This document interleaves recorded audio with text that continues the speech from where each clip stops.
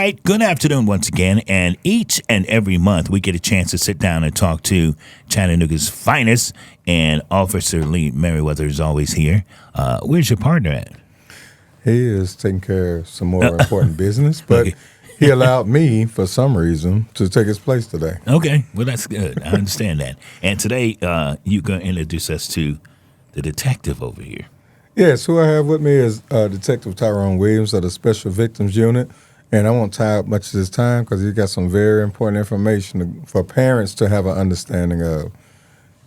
Ty? Yes, good afternoon. Thank you. I appreciate it. Thank you for allowing me to be here today. Of course, we're going to be talking about corporal punishment today. Okay. And just want to kind of define What is that? Go ahead and talk to us. Yeah, I want to define that real quick. Basically, it's a use of force intended to cause a degree of pain or discomfort when a parent is trying to correct behavior in a child. Okay. So, and I would assume there's different types? That's correct. Slapping could be a form of discipline, spanking a kid, using a belt to spank a kid. Okay. Some even kicking a kid. Now, come on now. Back in the day when we was coming up. My mom would have been in prison twice and wouldn't mind going back if it meant not to hit me. But that's my point. Is it different now? I mean, do you have to be careful on what you do now? Certainly. I think if you look at the way the state law defines it, is if you inflict some type of injury on a child, meaning that you're going to be breaking the skin in some fashion, you're going to be leaving bruises, marks, even a scratch could be considered child abuse under current state laws. Wow. Now, let me ask you this, because I know when you're trying to discipline your kids, do you guys get calls from, like, the kids telling on their parents? We get those calls all the time. I mean, those are... What? So the kid will... Most kids are waiting until they go to school, and they'll tell the teacher. Wow. And have the teacher call the police. So, wow. And then they'll say, hey, I'm afraid to go home because I might get another whipping. So, we got a lot of those. So what do we go from here when you see that? Because obviously sometimes the kid does need discipline. So how do you say, okay, because back in the day, like Officer Merriweather said, my mom, we didn't have that. Of course. You find yourself getting up off the floor. You know what I'm saying? Absolutely. I think, the more parents know, it's okay to spank your kids.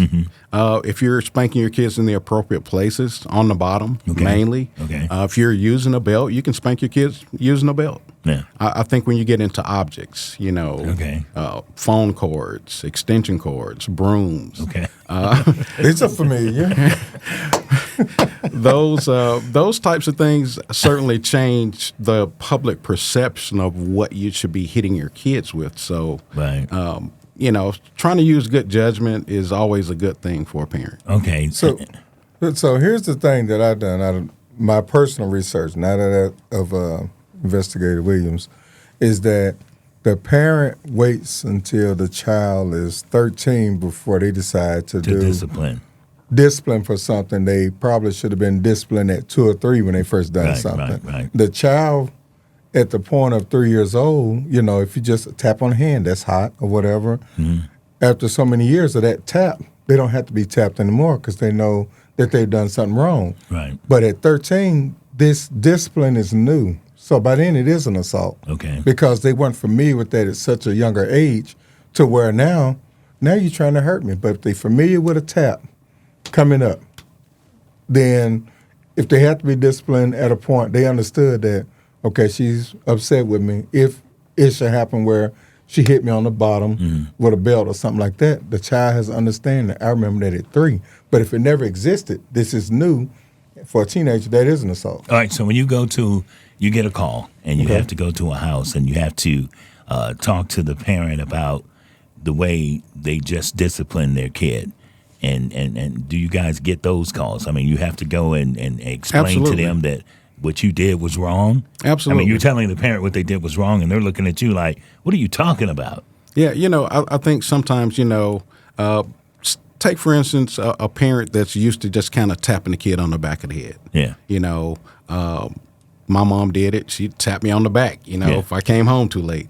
But, I had a situation where a parent went to, tap the kid, and she had her phone in her hand. And it, brushed across the rim of the eye, and it broke the skin. And the kid was bleeding. So we had to investigate that case, unfortunately. Oh, wow. Like I said, a lot of times it's just using good judgment, talking about the appropriate places to spank a kid. Unfortunately, the teachers are examining the kids every day. If they see a scratch or a bruise or something on an arm or a leg, or, they're calling. Yeah. Well, I can understand that some of these situations may be real situations where the kids are really being abused, and I understand that. And Absolutely. You have to have laws against that. And then you have those situations like Officer Merriweather said, you waited so long before you tried to, discipline the kid. I mean, this is a fascinating subject. I mean, we could really talk about this for a long time. Absolutely. Because I know there are parents and people that are going to be listening to this interview. I mean, everybody's got their own personal stories. Yeah. And they're going to be telling you how, as you came up in different generations, how you were disciplined. I would say this to most parents that are going to be listening. Think about the public perception. That has really changed the way that we can discipline our kids. Okay. I think a school teacher even recently got arrested for disciplining her own kid at home. Mm-hmm. And it was the number of strikes that really caused alarm. And it was videotaped for whatever reason on the home video recording system. Okay. These things make a lot of things look a lot worse than they are. But, you have to be, use a lot of restraint when you're thinking about spanking your kids. And as Officer Mayweather was talking about, don't wait too late. If you're dealing with your kids when they're 3, 4, 5, they kind of understand they understand what discipline is. Yeah. But now you've got a 15-year-old, you might have a fight on your hands. Yeah. And those are a lot of the calls we're responding to.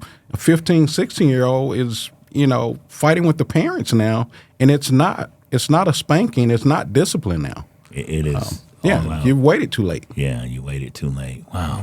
All right, so if somebody needed more information, if they wanted to talk to you about this situation or their situation, can they get a hold of you or your department? Yeah, absolutely.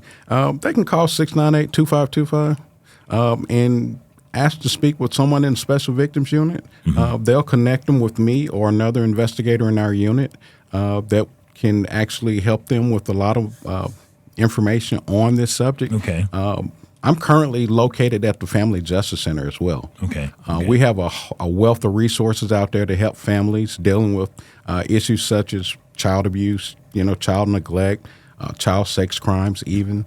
And there's also one more thing that I wanted to hit on that parents are not really thinking about, and it is the vicarious trauma that kids are experiencing at home from seeing domestic violence. Yeah, okay. That is now something that's really being talked about, and parents are going to be held accountable for these actions at home that create this trauma for kids, because kids are going to school and they're talking to their friends about it, they're telling teachers about it, and as of January of this year, child abuse used to be a misdemeanor crime, meaning that was less than a year in jail. Okay. But now that it's a felony, it carries up to 1 to 2 years on a sentence. And if it's aggravated, meaning that the kid is under the age of 8, or say, for instance, you use a weapon, that could be 2 to 4 years in jail. So it is something to take serious and something definitely to think about. Yeah, we have a thing around here, we say knowledge is power.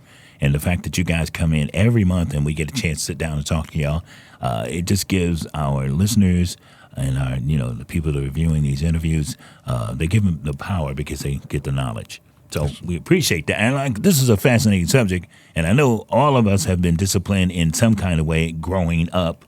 And everything is different for certain people. But, man, we could talk about this a lot. But it's nice to know what's right and what's wrong now. Yes, sir. Because times have changed. Absolutely. Yeah. All right. You heard that, right? I heard that. It's been changed, Hey, no more, I'm still dodging. People talking about war or PTSD. I'm like, mine was at like 4, I think Wow. when I got PTSD. Yeah. Detective Williams, thank you for coming in. We appreciate Absolutely. that. Always, Officer Mayweather, we appreciate you, man. Hey, I You appreciate being part, able to come. You're part of the family now, so. Man, Every month we get a chance to sit down and talk to these guys, and it's great. It's great content. yeah, I like being able to share stuff with the community because if you don't hear from us, you're going to hear from somebody that think they know, Yeah. and then that gives you the wrong idea about us because Right. you asked the wrong person. That's right. That's right. Yeah. Family. All right. Thank y'all. We appreciate it. Sure. Thank you.